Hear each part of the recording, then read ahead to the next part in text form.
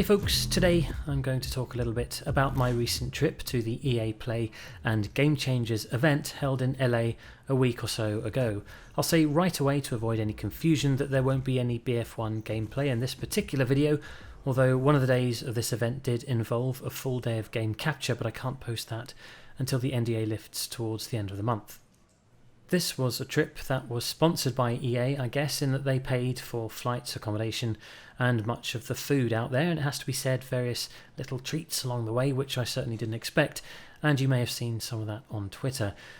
But really this video is just a bit of an overview of the event from my perspective, and although as a lowly screenshotter I didn't participate in the headlining squad's live stream event, I did want to put something together for myself as much as anything else, just to document what was really a very enjoyable and unique opportunity. For the full A-list vlog experience, Stone Mountain 64 produced an excellent video a couple of days ago, and I'll put a link in the description to that.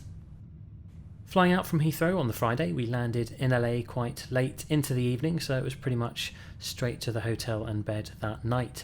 The first event I had to attend was what they called a Game Changers workshop. This was essentially a full day of presentations on various subjects from a number of parties relevant to content creators, including representatives from YouTube and Google, Facebook, and of course EA. Topics like brand identity, storytelling, and a little bit on gameplay video production were all covered to a certain degree, a lot of which I guess will have been old hat to some of the more established names in the room, but I found most of it very interesting. Some of the things that EA spoke to us about were the EA and player relationship, influencer programs, and FTC regulations. FTC, or Federal Trade Commission for us at least, relates specifically to sponsored content and the full disclosure that comes with it.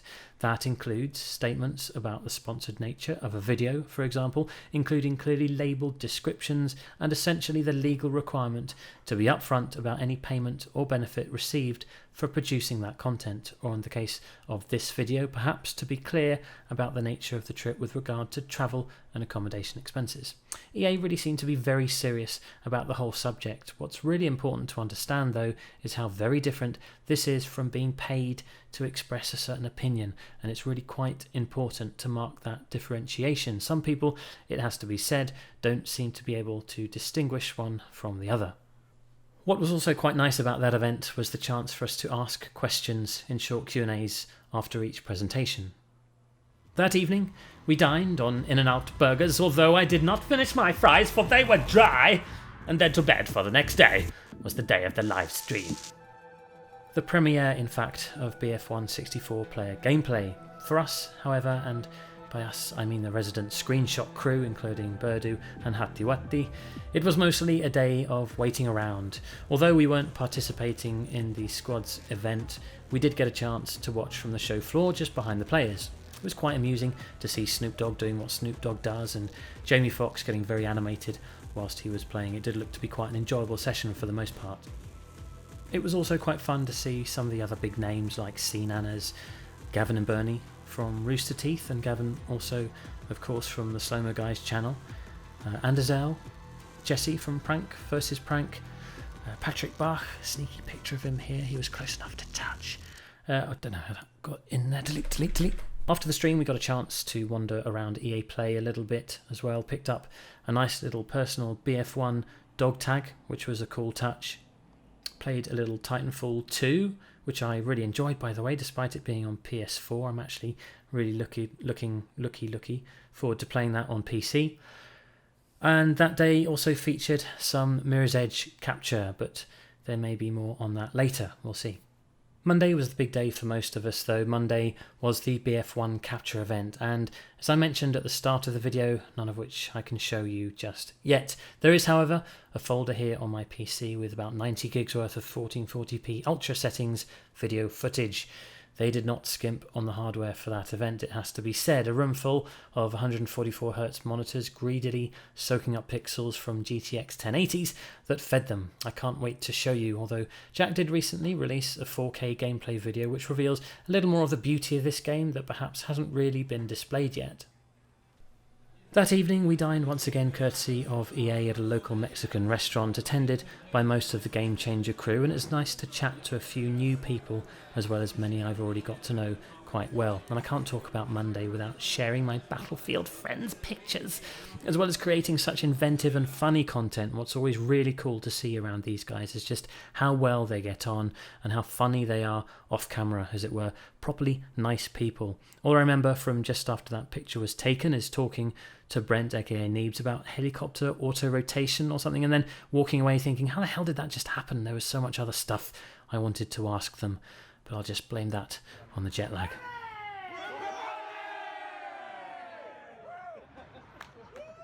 So, sloping off into the night as we did back to the hotel, the next day, Tuesday, was basically a day off, so Burdu, Hattie and I decided to get in a little sightseeing. The first stop was up to the Griffith Observatory, where we could look out onto the Hollywood sign and basically the whole city, despite it being a little on the hazy side, which was kind of a shame. Nevertheless, just being there was an experience, and driving through Hollywood and Beverly Hills was very cool. There's a lot of money around there for sure.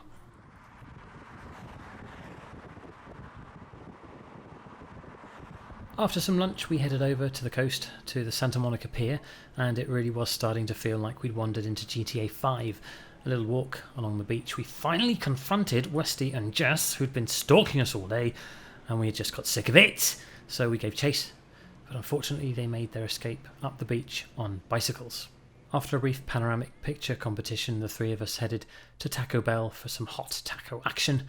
Very nice it was too. And so, to Wednesday, I had just enough time to head out to the Peterson Automotive Museum before I had to go to the airport for an early evening flight back to the UK, and that was pretty cool. A super clean, very well presented museum with some very tasty cars and exhibits. And there, my friends, endeth the LA trip. I would like to mention a couple of people that I got to meet for the first time on this trip. Matti Hietanen, aka Hattie Wattie. What a great pleasure it was to finally meet this guy. He's such an unassuming and gentle fellow, but a pleasure to spend time with, and a worrying addiction to coffee. But it was just really nice to hug the guy that's given so many people so much with the cinematic tools. I also spent some time with Jeff Braddock. Jeff, of course, is the North American Community Manager for EA, and if you know him on Twitter, you know he has an energy and an enthusiasm that almost leaps out at you from the webpage, but let me assure you that that doesn't do the guy justice when you meet him in the flesh. His passion for his job is immediately apparent. A very cool guy. Seeing David Serland again was also really nice. He's definitely one of my favourite DICE people, and we got to have a little look at spectator mode for BF1, and there are some interesting things coming with that for sure.